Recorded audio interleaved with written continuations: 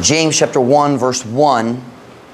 English unavasay kaduha. James, a servant of God and of the Lord Jesus Christ, to the 12 tribes which are scattered abroad, greeting. My brethren, count it all joy when you fall into diverse temptations. The word temptation there doesn't mean gitintal ka nga makasala. Temptation nagpasabot mga panahon sa pagsulay, testing man. Knowing this, that the trying of your faith, see trying, that's trial, pagsulay. Knowing this, that the trying of your faith worketh patience, but let patience have her perfect work, that she may be perfect and entire, wanting nothing. Si hakabuos ka sulugon ni sa Dios ug ni Ginoong Hesus Kristo, ngadto sa napulo og duha ka tribo nga nagkatibulaag sa nagkalain-laing nga dapit, nagatimbaya. I don't know the word nagatimbaya para sa greetings, like mga musta. Wala ko kabalo. Ako mang igsoon, isipa kining tanan nga kalipay. Sadya nga kamo mahidanga nga to sa nagkalain-laing nga mga pagtental. Sa nahibalo ni ini nga ang pagsulay sa inyong pagtuo nagabuha og pailob o pasensya. Apan tugot yang pailob nga maghimo sayang hingpit nga buha aron kamo mahimo nga hingpit og bug-os nga walay nakulang. I think we could have also translated bug-os as tibuok, that you may be perfect and entire. Tibuok is entire, so pwede pud tibuok.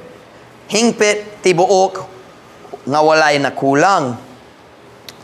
So my message this afternoon is finish your course of treatment. Kumuhatag ka sa doctor, siya mohatag nimo og prescription para sa tambal. Siya mosulti, ikaw mag-inom ni ini, ikatulog matagadlaw sa 10 days or 7 days or 5 days or 14 days, di ba? O kana ang imong course of treatment.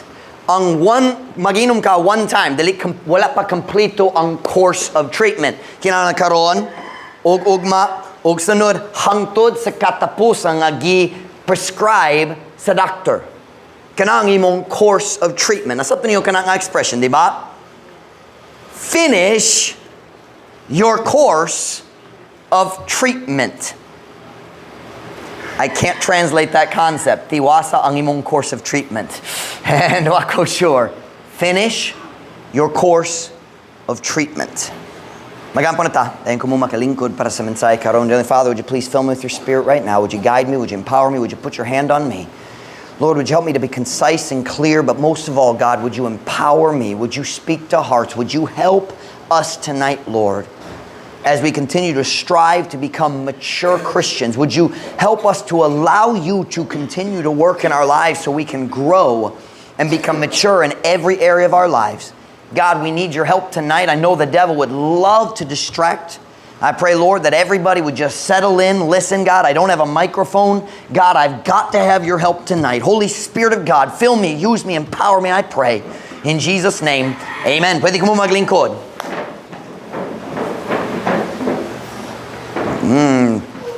Dugay na. Passing 10 years nilabay. Dito sa Dumaguete, sa first time nataktan ko sa how do you say it? Amoebiasis. Kinsa naka-experience sa kalipay sa amoebiasis? Kinsa kabaloon sa amoebiasis? Kinsa wala nakasabot amoebiasis? Kung nanakay ulod, sulod sa imong tiyan, o siya nag-share sa imong pagkaot. Kana man ang amoeba. Amoeba is a worm. Pag nagkaon ka sa pagkaon, basing dali kompleto sa ang pagluto or something, basing nag-inom ka og tubig, gikan sa CWD or something like that. O naiulod, nagsulod nimo, o nagapuyo siya sulod sa imong tiyan. Actually, sulod sa imong tinai. Sa imong tinai. I figured that word out. I remember that word by myself. Just for the record, kumukaon ka sa tinai, luod yun ka na. Tinai. Oh yeah. I'm sorry. But any word that is rooted in the word tai should not be eaten. Kana manggod. Tinai. Tinood yun. Magwalik ko sa Biblia. Bisa doon sa inyong hunona.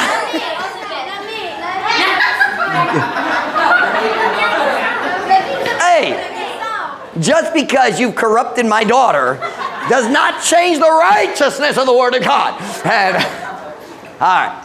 Anyway, just for the record, kung ang tao mo kaon sa tinai, murag wala siya naluwas. Kanara ako yung isulti karon. And, okay. Padayon ta. Pero nakoy amoeba, nakoy fever, nakoy LBM dugay na, sakit kaayo, miserable kayo. Nagsulay ko naglikay sa doctor, pero finally nag-surrender na ko, niabta ko sa doctor dito sa Silliman Medical Center. Siya nagsugot na og mga lab work. So kuman sa lab work, siyang gisulti, you have an amoeba living inside you. Og nag-prescribe, kana nga daotang doctor, nag-prescribe sa Flagyl para sa akong kasakit. Kinsa nagsulay na sa Flagyl. Kamo nga ganan sa tinai, basing ganahan. And maot, cute ang Flagyl. White man, di ba? Pero ang packaging green. So sa akong hunahuna green. Pero dali green man good. It's translucent green packaging, pero white man ang pill. Flagyl. Maut, cute ang lasa. Bisan kanunay, mag-inom ko sa daghang laing klase sa pills, it is almost impossible to take Flagyl and not taste it. I mean, I'm good at that. I put it between my teeth, down. Pero Flagyl, makatilaw gyapon. It is awful. But the worst thing about Flagyl is, ang Flagyl mag-apektar sa imong taste buds. So bisan unsang pagkaon, bisan unsang ikaw mo inom, lahit na ang lasa. Bisan ang tubig, maot na ang lasa. Ang tanan akong favorite foods, dalit na ko ganahan. Si Ma'am Ruth nagluto sa akong favorite food. Di ko ganan mo kaon, tungod bisan ang lamig yun. Kung naay Flagyl, nalimot ko sa kadugay sa prescription, basing, was it 14 days? 10 days? More than 10 days. 7 to 10. Ako nag-start sa Flagyl, diretso, na-improvement, nag-start, nag-ayo na. O kuman sa pipila ka adlaw, ganahan gyud ko mag-undang sa tambal. Tungod, kung walay lami nga pagkaon, walay lami sa kinabuhi. Amen! Tinood! I wanted to quit so bad, pero nahadlo ko. Later I did, I think. But in that case, I finished it, I think. Tungod nahadlo ko, tungod sa pagsulti sa iyong papa, kabahin sa mga amoeba. Kung dali ka mag-finish gayud sa course, basin wala pa namatay gayud, o maayo siya, o ikaw sakit yapon. So kinahanglan ka mag-finish sa course sa imong treatment aron patay na gyud ang amoeba o magawas na. Ang iro sa gawas na amoeba, naigo siya sa mensahe. Maigo siya sa bato, pod, kung padayon siya nagsinggit. Asa man ta? Saman. Ay, paminaw. Ang rason ako nag-finish gayud sa tambal, sa first time na ako amoeba, tungod nahadlok ko kung dali ko mag-finish, mubalik ang amoeba. In English, we call that a relapse. Kung sakit na ka, mag-start mo gamit sa tambal, mag-start na nga ayohon, dayon mag-stop sa tambal, o magbalik ka, masakit na pod. That's called a relapse. Re means again, and lapse is to go back, right? Is that lapse is, yeah, it means to go back. So relapse means mubalik ka sa kasakit. Masakit ka pag-usab sama sa una, basin mas maot. And here's the problem with relapses. Uban ninyo nag-experience ni ini. Mag-start ka ayohon. So mag-stop sa tambal kay mahal. Tinod? Ang doctor mo sulti 14 days, 7 days na, nagbati ka, okay na. So dali ka mag-finish. Pero wag ka kabalo, sulod sa imong lawas, ang problema na pa, just mas gamay na, mas luya na. So kung mag-stop na ka sa tambal, mubalik na ka sa kasakit. Kanagi tawag relapse. Pero, kung mag-relapse ka, mas dugay na gyud nga ayohon ka. Tinood ba? O kanang problema sa relapse, kung nako dere, basing 7 days pa, kompleto na gyud. Mayo pa karon, pero 7 days pa, kompleto na gyud. Pero kung mag-stop ko, 4 or 5 days, masakit na pod, mag-start sa tambaw, now, na 2 or 3 weeks pa, madugay gyud. Tinood? Tungod nag-relapse ka. Kung dili ka motugo nga ang tambal mo finish gayud, bugos nga motiwas. Can I say that? Or kompleto nga motiwas? What's the correct way? Kompletong motiwas. Kung dili ka motugo nga ang tambal kompletong motiwas sa course, basin mag-relapse na ka. Tinood ba? Nasabta niyo kani nga idea. O kung mag-relapse ka, dugay man, mas dugay man, ang proseso sa pagpaayo. Now, with that introduction in mind, maglantaw ta sa atong text verses pag-usab. Mag-start ta sa verse 2, James chapter 1 and verse number 2. James chapter 1 and verse number 2. Kung nana, say amen? Amen. My brethren, count it all joy. Not some joy, all joy. Wow. Count it all joy when ye fall into diverse temptations. Knowing this, that the trying of your faith worketh patience. But let patience have her perfect work. What does perfect mean? Completo, hingpit. Padayon. Have her perfect work, that ye may be what? Perfect and entire, wanting nothing. Bisaya, ako mga igsoon, isipa kining tanan nga kalipay. Sa diya nga, kamo mahidangat nga to sa nagkalain-lain nga mga pagtintal. Sa nahibalo ni ining ang pagsulay sa inyong pagtuo, nagabuha og pailob. Apan tugote ang pailog nga maghimo sa iyang hingpit nga buha, aron kamo mahimo nga hingpit og bugos nga walay nakulang. So what I want to do today is ganahan ko maglantaw nining mga verses, pero mag-start ta sa katapusan dayon mag-atras ta. Number 1, Ma'am Ruth, are we ready? Number 1, in verse 4, I see this truth. God wants me to become mature in my Christian life. Ang Diyos ganahan nga ako mahimong hamtong sa akong Kristohanong kinabuhi. Are you all with me tonight? Ang Diyos ganahan nga ako o ikaw mahimong hamtong. Look at the verse. But let patience have her perfect work, that ye may be perfect and entire, wanting nothing. Aron kamo mahimo nga hingpit o bugos nga walay nakulang. This verse right here is the theme of James. Kini ang tema sa tibok book of James. Ang pagkahamtong sa Kristohanon. The maturity of the Christian. 3 times God says, I want you to be mature. First He says, perfect. What is the meaning of perfect? Completo. Unsang idea sa completo? Mature. Ikadua, iyang gisulti, entire. What is the meaning of entire? Bugos or tibuok. Completo. Unsang pasabot sa completo? Mature. Ikatulo, iyang gisulti, nga walay na kulang. Unsay pasabot sa walay na kulang? Completo. 3 times ang Diyos nagingon, ganahan ko nga kamo mahimong hamtong sa inyong Christian life. That is God's desire for us as His children. Nga kita mahimong mature. Nga kita mahimong hamtong. So in this verse, here's what God literally says. Let patience have her perfect work. Why?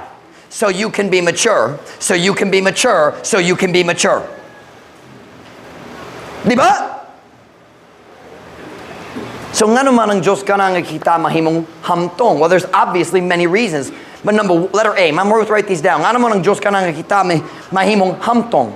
Number one, or letter A, because a mature Christian is a better testimony to the lost. Kung wala'y kaliinan sa imong kinabuhi o ang kinabuhi sa lain, dili ka na ang mayong pagpamatuod kabayan ni Kristo nga sa kalibutan nga wala pa naluwas. So ang mga Kristohano nga mature, likon na sa pagtuo, mayo na sa ilang mga relasyon, sakto na sa ilang buhat. Sila mahimong mas mayo nga pagpamatuod at tubangan sa dautan kalibutan nga kinahanglan maluwas. Letter B. See if Mom Ruth can keep up tonight. A mature Christian, number one, is a better testimony to the lost. Letter B. Number two, a mature Christian is more effective in the work of God. Mas epektibo. Ang Kristohano nga ligon sa iyang pagtuo, makatabang sa lain tao nga maluyahon. Di ba? Ang Kristohano nga kuskan sa pagtuo, ang Kristohano nga dili magduha-duha matag panahon na kalisod, siya makatabang daghang tao. Siya nga ang Kristohano nga naay mayong kaminyoon, makatabang sa laing tao nga naglusod sa ilang kaminyoon. Ang Kristohano nga naay mayong mga bata, makatabang sa uban sa ilang mga bata. Am I making sense? Ang Kristohano nga kabalo sa pulong sa Diyos, makatulong sa pulong sa Diyos sa uban. So a mature Christian is more effective in the work of God. So nga naman ang Diyos ka na kita mahimo hamtong. Aron mahimo mas mayo nga pagpamatuod ngadto sa kalibutan mga nawala. Aron mahimo mas epektibo diha sa buluhaton sa Dios.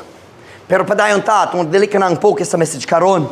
I said number one, God wants me to become mature in my Christian life. Now I want a very, very simple question. Do you want to become a mature Christian? Ganan ba ka mahimong hamtong diha sa imong Kristohanong nga kinabuhi? Number two. Here we go. Patience is the tool that God uses to develop maturity in my life. Patience here is the word pailob or pasensya, mas common karon. The Bible says, but let patience have her perfect work, that ye may be perfect and entire, wanting nothing. Tugot yang pailob nga maghimo sa iyang hingpit nga buhat, aron kamo mahimo nga hingpit ug bug-os ug nga walay nakulang. Unsa ang gamit, unsang galimiton diha sa kamo sa Dios? Unsay gamiton niya aron maghimo kanato nga hamtong? Patience. Now, this word patience is in this verse is not simply talking about quietly waiting without being frustrated. Sometimes I define patience as nagahula nga walay kasamok. Na ako musulti yung prangka. This is one area that I will never catch up to the Filipino people. I am an American and I will never be patient like you are. Dili ko nakasabot sa mga Pilipino mo ato sa bus station, maglingkod ra 3-4 hours naghula sa bus. Mabuang gyud ko! Muato dito sa Daplin sa highway, maghula 25 minutes para sa motor cab. Dito sa Dumaguete, Ma'am Ruth, musulti ni mga tinuod ni. Kung ako mayabot dito sa highway, kung wala yung motor cab, naglakaw ako. Padayon nangita para sa motor cab, pero maglakaw ako. I don't wait. I try, but I'm not good. I don't like waiting. Amerikano gyapon ko. Ang Pilipino, taas kayo sa pasensya. Oh, magbiyahe mi nga to sa Davao. Mubiyat mi Lunes sa buntag, mubot sa Thursday. Wow! Magsakay sa Evergood, dayon road transit, dayon lain-lain, wow. Taas kayo sa pasensya. However, kanadali ang klase sa patience nga gihiskot dere ni James. Almost always in the Bible, the word patience is used to describe what we would call endurance or perseverance. Kung ang Biblia, give me that. Kung ang Biblia mo gamit sa pulong patience, nagpasabot siya endurance, paglahutay. Dali nagpasok, maglingkod ra, mag-relax, samtang maghula, dali kumasamok ka, kinahanglan maglinya, 3 hours, dali kumasamok. It's not that kind of patience. It's the word endurance, perseverance. Why do I take this? You can write this for me. I was going to write it, and then I realized it'd be much better if you write it while I go back to the pulpit. Put that on the board for me. Underneath patience, draw a line and put endurance. Put it like kind of an L line with an arrow. The word patience almost always in the Bible means endurance, perseverance, paglahutay. Unsay pasabot sa endurance? Unsay pasabot sa paglahutay? It means magpadayon ka kung mag-atubang sa mga kalisod. Di ba? It means magpadayon ka lahos sa mga kalisod. It means dali ka mo tugo ang mga kalisod mo, babag ni mo, magpadayon ka gihapon, bisan lusod, kanang pasabot sa endurance. The Bible says, let us run the race with endurance. I'm misquoting that. Hold on, give me a second. Let us run with patience. I'm sorry, that's not endurance. That's because it's the word patience. Let us run with patience. That's not just sitting there calmly waiting. Have you ever tried jogging? Lusod ang jogging. Kinsa nag-jogging sa una? Nag-jogging ba? Lusod. I don't mean walking fast. I mean jogging. I mean here. Ang average tao mag-jogging. Alright, mag-jogging ko, magsuot siya sa yung sakto nga saninas para sa jogging. Ay wind pants, jacket, sakto tanan. Dayon mag-jogging siya 15 minutes. Mag-stop. Kinahanglan ko mag-drink kamay. Diba? Okay, delete 15 steps. Maybe, a tenth of a kilometer. Diba? Jogging, walking's easy. I do both. Delete pareho ang paglakaw ang pagjogging, pagdagan. Delete pareho. The Bible says, let us run with patience. Do you know why it says you need patience? Because running is hard. Now, it's talking about the Christian life. Nagkumpara sa Christian life nga ito sa lumba. Pero yung isulti, kinahanglan ta magdagan, pinaagi sa pailo, means magdagan ta nga maglahutay. Lisod man, pero magpadayon. The word patience means continuing in the face of difficulty. Magpadayon bisan mag-atubang sa mga kalisod. God, watch now, God uses patience, meaning magpadayon ko sa unahan lahos sa mga kalisod. Kana ang gamiton sa Diyos sa pagdevelop sa pagkahamtong sa akong kinabuhi. Am I making sense to you? It is the struggle, ang kalisod, ang pagpadayon bisan lusod, kana ang gamiton sa Diyos, ang gamiton sa Diyos sa pagdevelop sa pagkahamtong sa akong kinabuhi. Which leads me to point number 3. God wants me to become mature in my Christian life. Patience is the tool God uses to develop maturity in my life. Number 3, that means I cannot become the mature Christian God wants me to be outside of trials. Dili ko pwede mahimong, I don't know how to say it, mahimong,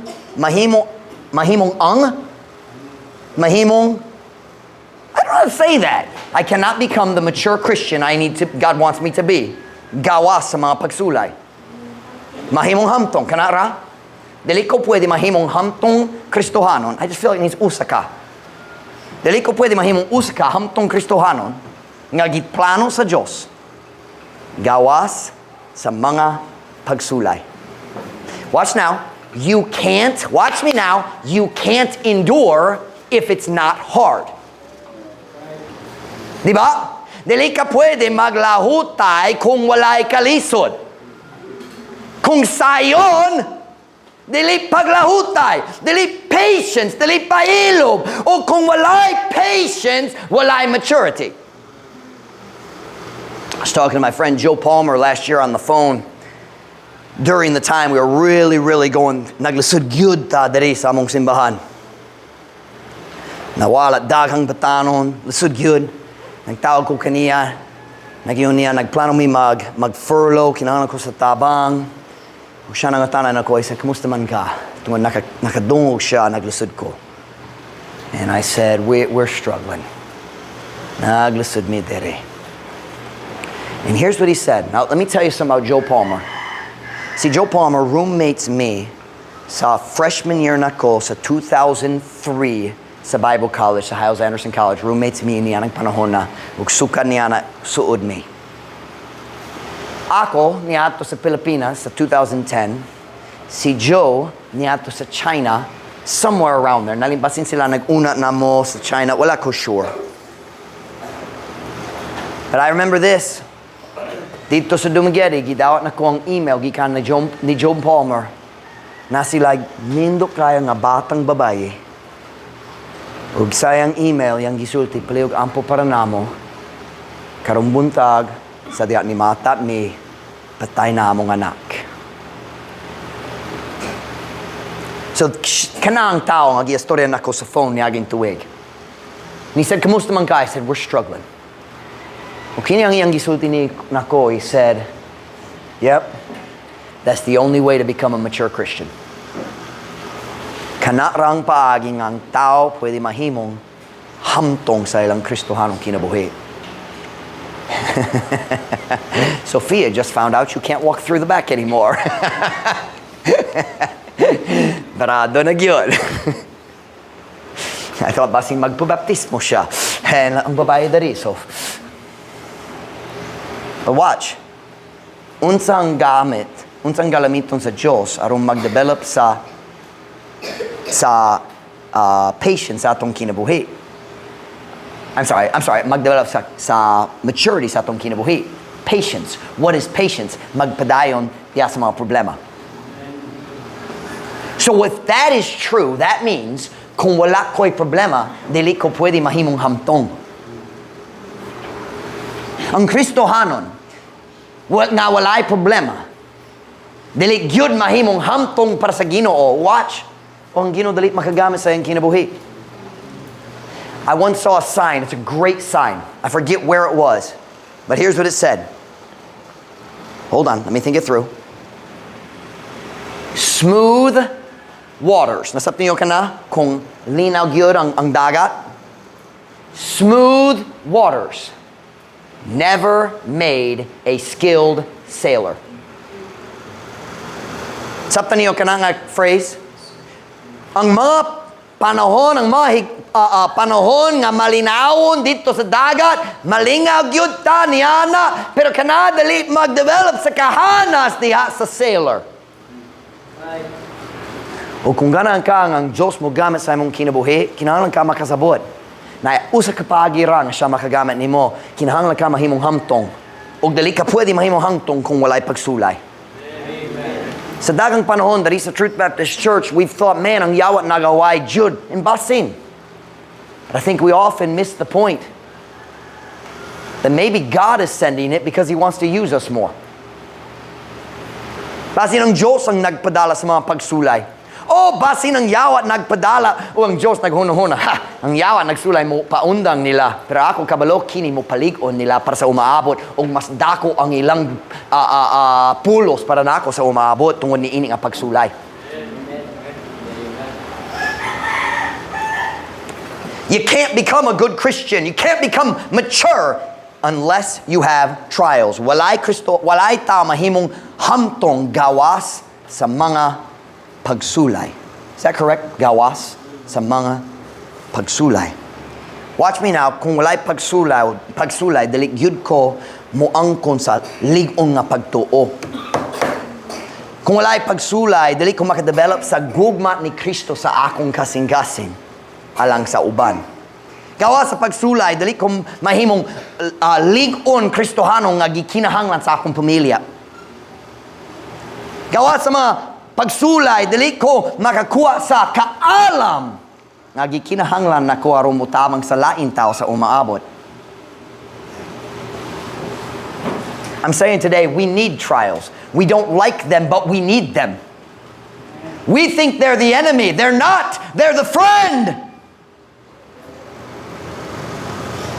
Kinahanglan ko sa mga pagsulay nga naman tungod hangtod nga ako magpalahutay, laho sa mga pagsulay, mag-develop ko sa patience, o kana nga patience, mao ang gamiton sa Diyos nga mag-usob kanako gikan sa sulod ngadto sa gawas.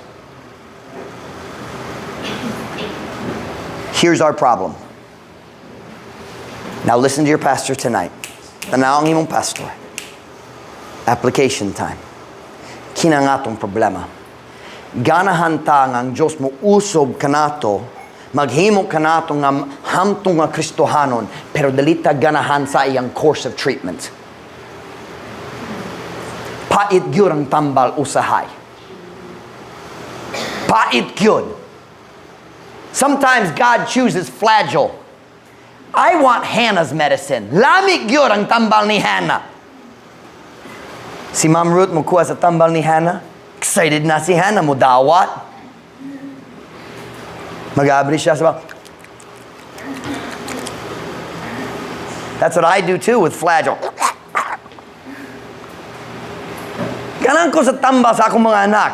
Tamis man. Mas daghan ng sugar kaysa tambal. Ginoo, kana ko mahimong hamtong nga Kristohanon.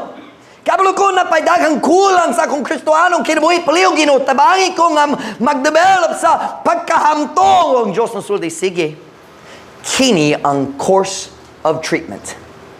Pagsulay. Daghang pagsulay. Pero Ginoo, ang imong tamba way lami. Di ko ganahan, pait man. I know. Pero kanarang paagi nga ikaw pwede mahimong hamtong. But God, lasud man.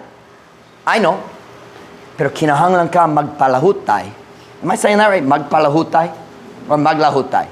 Dili palahutay. I felt like that was wrong. Kinahanglan ka maglahutay. Kinahanglan ka magpadayon laho sa mga kalisod. How long, God? Sa pagkadugay. Until the course of treatment is complete.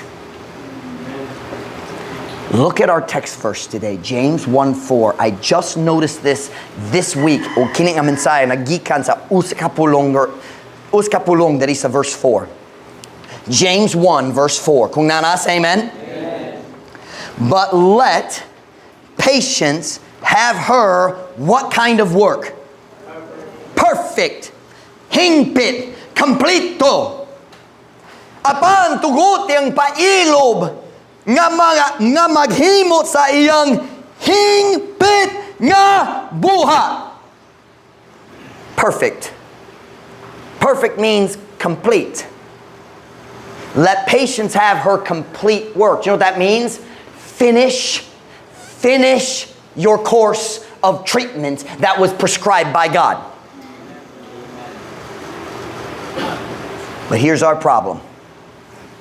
Kita moabot sa tunga-tunga sa course of treatment nga gikan sa Dios ug paid-cure ang tambaw ug dalita ganahan ug dalita malipayhon, so mag-decision ta mo undang sa tunga-tunga sa course. Tunga-tunga sa course of treatment gi-prescribe sa Ginoo. We don't allow patience to have its perfect work. Dalita mo tugong ang patience mag-kompleto sa iyang buhat sa atong kinabuhi. Kay lusod, kay pait, kay makasamok, kay maluyahon, kay na-discourage. Ug unsay mahitabo sa tao na dili mag-finish sa iyang course of treatment, ipainom na ko, mag-relapse siya. Ang tanan progress, what is progress? Kauswag? Ang tanan kauswagan, nawala na, mag-relapse siya, mubalik siya sa iyang daan na andan. Tungod nag-undang siya sa tunga-tunga sa course of treatment.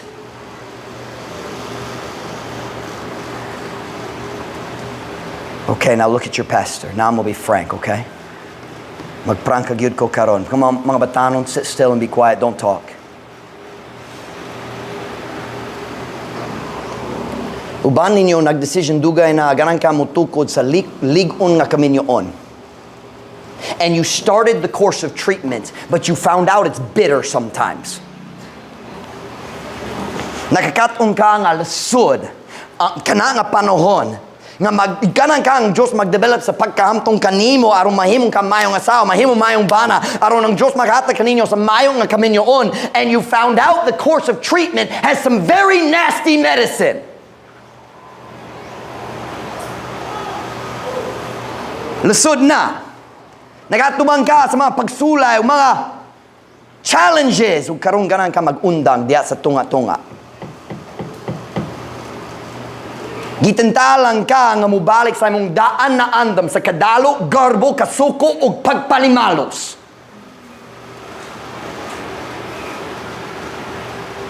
Siya nagsakit na ako mo sakit niya pabalik. Manimalos ko kaniya.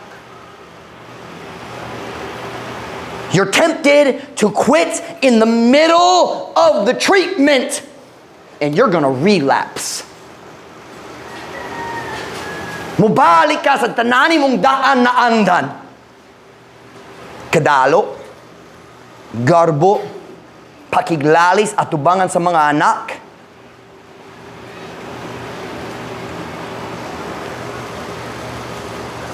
When you start thinking, manimalos ko kaniya, you're relapsing.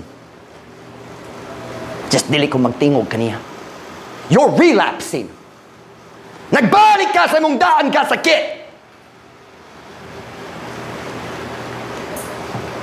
Hey Christian, here's the problem. You don't like the bitter medicine of humbling yourself. Pait gyud ang pagpaubos sa imong kaugalingon. But I got news for you. Mas pait pa gyud kung ang Diyos magpaubos kanimo.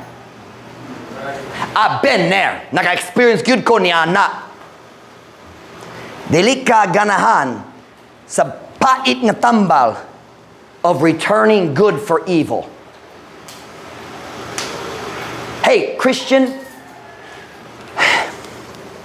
loving your enemies and doing good to those who mistreat you, that's not just a marriage thing, that's a Christian thing.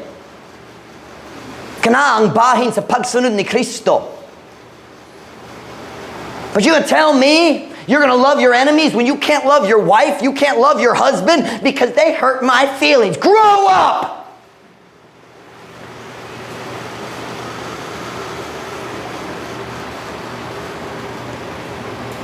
Ganan ka mahimong hamtong sa imong kaminyoon, pero dali ka ganan sa course of treatment, so naghunong na ka, pasing mag-undang na ko ni ini.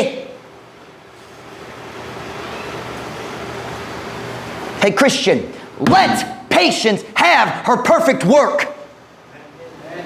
God started, let Him finish.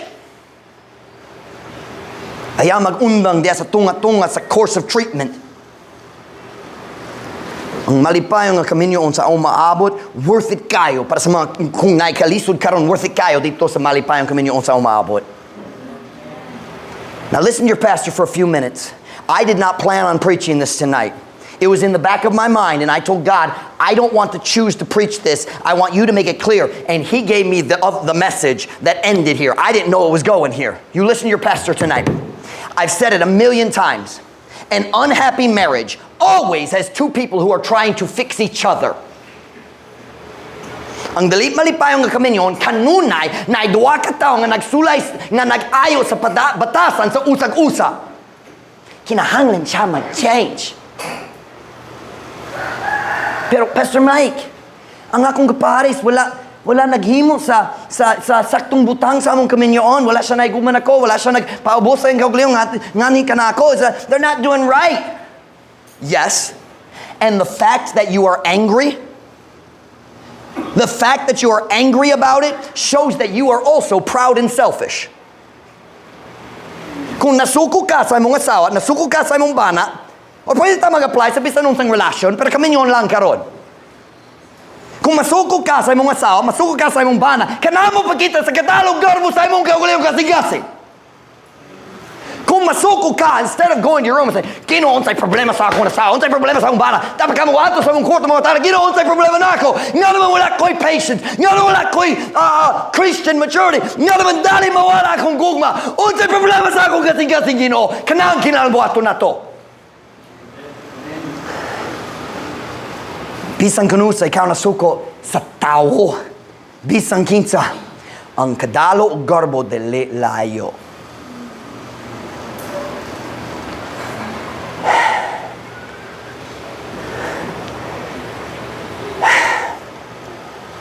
Now listen to your pastors tonight. I want to help you. Let me tell you why it's hard for me to help your marriage sometimes. Can I tell you why? Siyempre, naisayop sa imong kapares.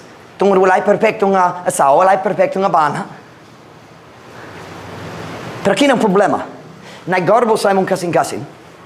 Dahil ang pastor mo tindog o ang Diyos mo sugo niya nga magwali kabayan mga butang o maigo na ang imong asawa, maigo imong bana o kinang problema. I'm trying to help you in your marriage. Or God's trying to help you through me. O kining maitabo. Matag panahon, magwali ko kabayin sa butang, nga kabayin sa sayok nga na diha sa imong, sa kinabuhi sa imong asawa, sa kinabuhi sa imong bana. Matag panahon, maigo ang imong kapares. Naglingkod ka sa church, ug maglantaw kaniya, ha! Si Pastor dapig nako. Karposo! Kung doon naglingkod.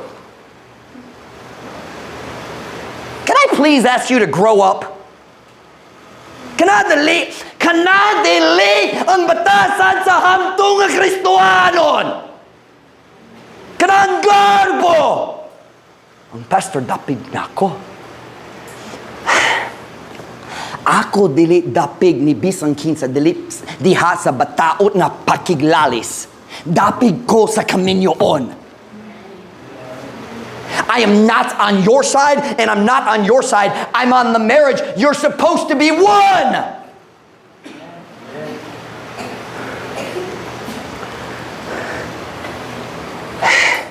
Listen to your pastor.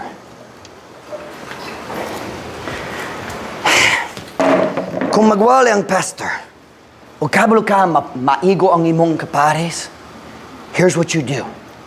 Pastor nagwali. Kabalo ka maigo siya, kinang iyong gihimo, or imong himoon.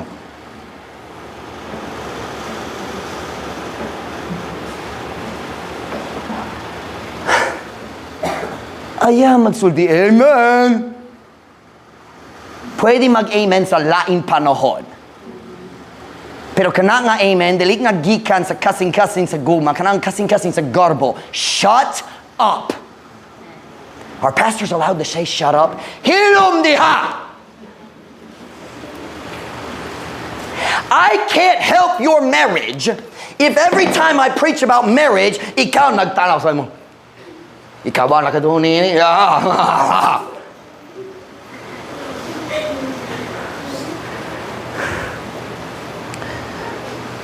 Listen to me.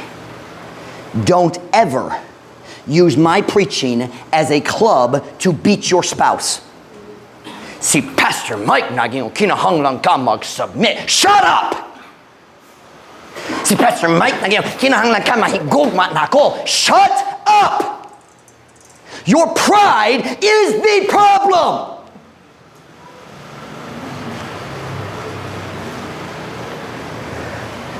Kana ang klase sa garbo nga nagbabag ka na ako gikan sa pagtabang kanimo.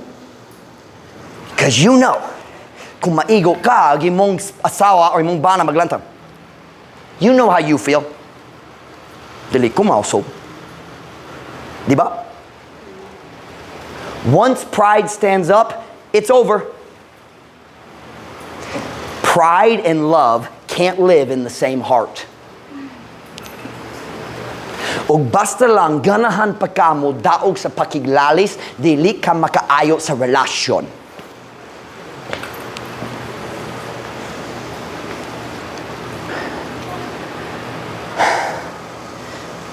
Some of you tonight need to decide to get back in God's course of treatment and recognize ako kinahanglan mausab sama sa akong kapares. Stop blaming other people. Imong asawa wala nagpugong nimo gikan sa pagbasa sa Biblia. Imong asawa wala nagpugong nimo gikan sa pagampo para sa kaminyoon.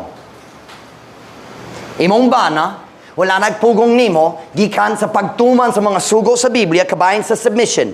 That's your choice. We need some Christians who will decide to get back in the course so God can give them maturity and a happy marriage. Kamusta ta? Nalipay ko nanay mas daghang magtiayon dali usara. Sa una awkward gyud, usa na lang. Ako magsulti ni Ma'am Ruth, mawali ko kabahin sa kaminyon dahil uska magtiayong ramo abuat. Uy, nasud. Sa ako nagwali ni Ma'am Ruth na lang. Ma'am Ruth, wala in pastor musulti mo, ako na lang. Listen to me. You want a good marriage? Stop trying to fix the other person, fix yourself. Humble yourself in the sight of the Lord. You say, Pastor Mike, I'm willing to humble myself in the sight of the Lord. It's just, I don't want to do it in the sight of my spouse. I'm sorry. In the sight of the Lord means everywhere. Tanani mong relasyon. Higala pa ta. Ang tanan batano naging, yes! Wala pa ko namin niya. Ako mo igo kaninyo sunod. Palik na lang sa Merkules. Okay naman ta. I was gonna say, Brother Michael has never been so happy to be single. Magkasal next week na lang.